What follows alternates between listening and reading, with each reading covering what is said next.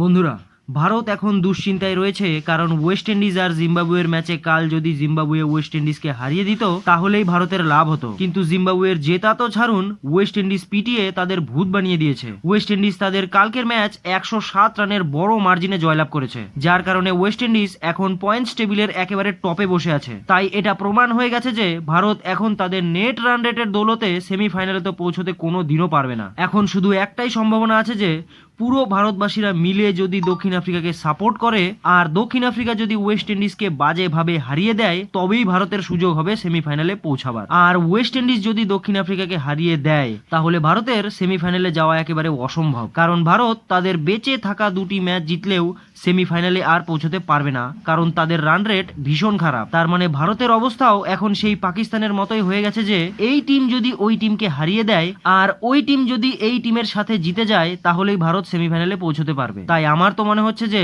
ভারত এইসব বাদ দিয়ে আইপিএল এর প্রস্তুতি নিক, কারণ সামনে আইপিএলও আছে। তবে আপনাদের কি মনে হয় বন্ধুরা, নিচে কমেন্ট করে অবশ্যই জানাবেন। তবে কালকের ম্যাচে মোট 30টি ছক্কা হাঁকিয়েছে ওয়েস্ট ইন্ডিজ, যা এর আগে কোনো টি-20 বিশ্বকাপে কেউই মারতে পারেনি। কাল ওয়েস্ট ইন্ডিজ 254 রান করে নিজেদের টার্গেট নিজেরাই ভেঙেছে।